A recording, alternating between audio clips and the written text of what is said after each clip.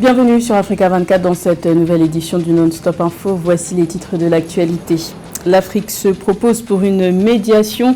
Une délégation de dirigeants africains devrait bientôt se rendre à Kiev et à Moscou.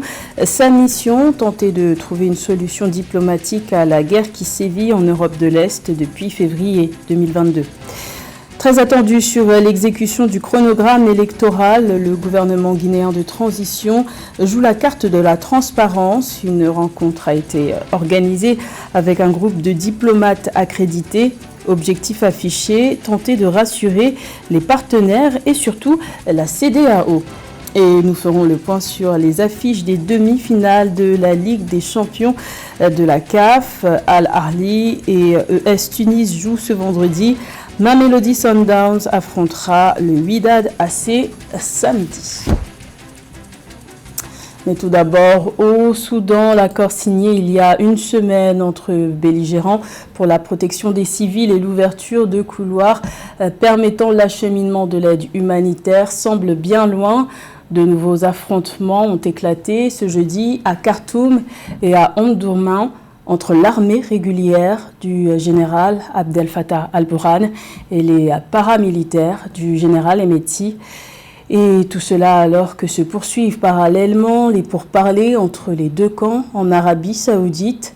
Rappelons que depuis le 15 avril dernier, cette guerre pour le pouvoir a fait plus de 800 morts selon le syndicat des médecins soudanais et près de 3500 blessés.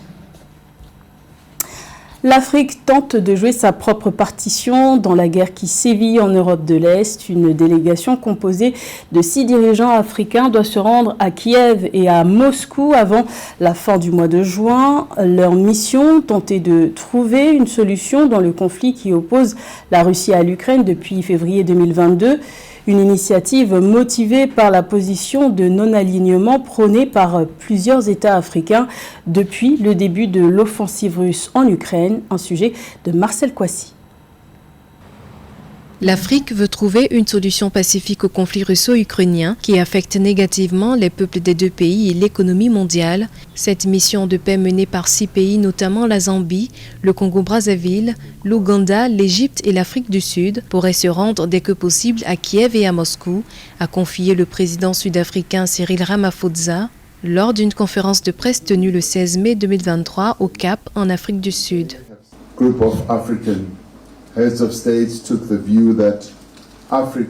Un groupe de chefs d'État a estimé que l'Afrique devrait proposer une initiative de paix qui pourrait contribuer à la solution de ce conflit, facilitée par la Fondation Brazzaville.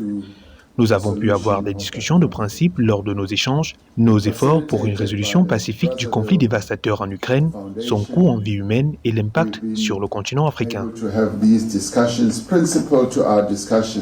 Selon le président sud-africain, les présidents russes et ukrainiens ont accepté de recevoir la mission de paix.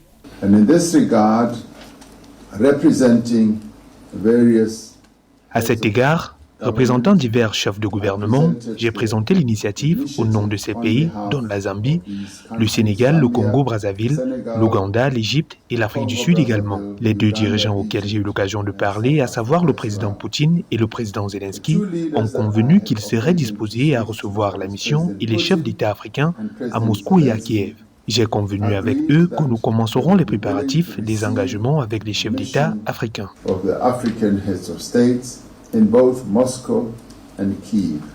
À noter qu'en juin 2022, le président sénégalais Macky Sall, alors président en exercice de l'Union africaine, s'était entretenu avec son homologue russe Vladimir Poutine à Sotchi en Russie pour une accalmie et la libération des stocks de céréales et de fertilisants au profit des pays africains.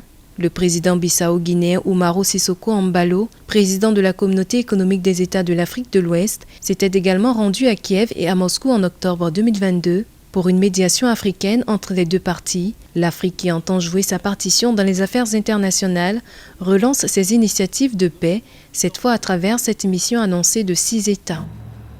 Également dans l'actualité au Sénégal, la comparution devant la justice de l'opposant Ousmane Sonko continue d'être source de tensions. La ville de Ziguinchor, où le leader du PASTEF est maire, est le théâtre d'affrontements autour de son procès pour viol.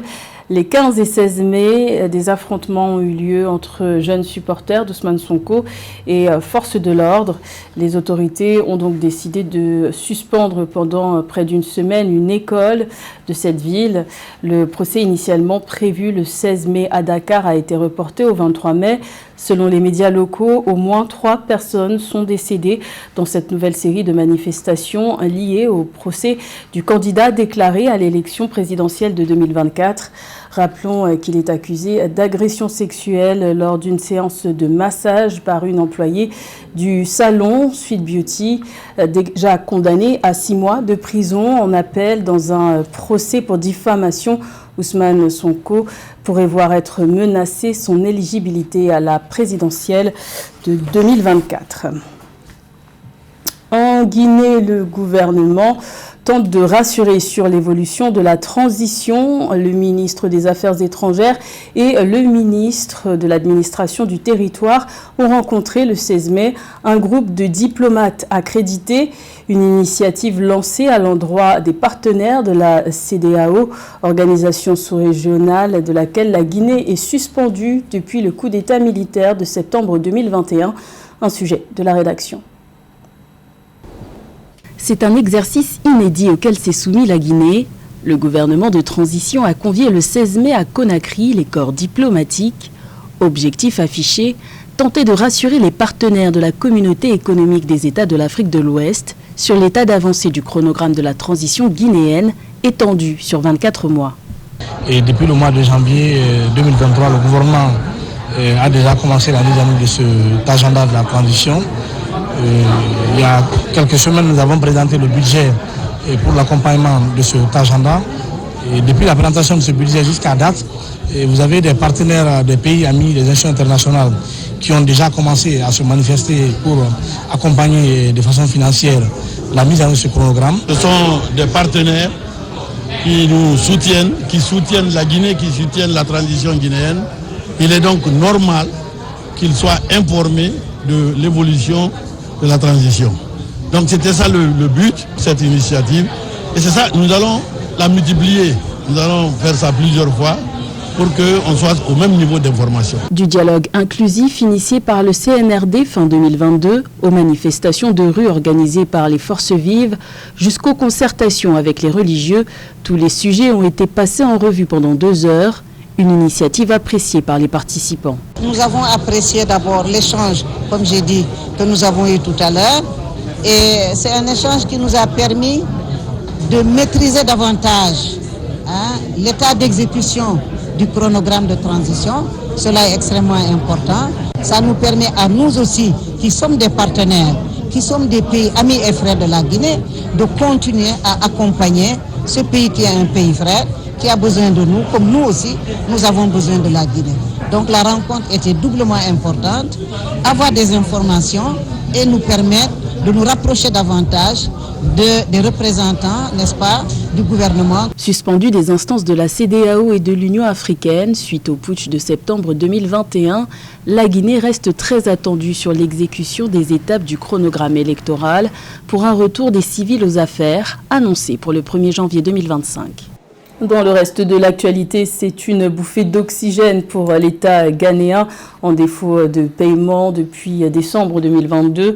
Le Fonds monétaire international a approuvé ce 17 mai un prêt de 3 milliards de dollars en faveur du Ghana. Cette enveloppe vise à rétablir la stabilité macroéconomique du pays et à rétablir la viabilité de la dette de l'État ghanéen qui est estimée à 57 milliards de dollars. Un premier décaissement immédiat d'environ 600 millions de dollars a été annoncé. Rappelons que le Ghana, qui était autrefois prôné en modèle en Afrique de l'Ouest, traverse depuis la mise en arrêt de son économie lors de la pandémie de Covid-19 une importante crise. La protection sociale des travailleurs est faible au Cameroun. Seuls 10% des personnes actives jouissent d'une couverture sociale selon les données fournies par la Banque mondiale. Pour inverser la tendance et assurer une plus grande protection sociale, les pouvoirs publics multiplient les initiatives, comme nous l'explique Marie-Raphaël Antolo.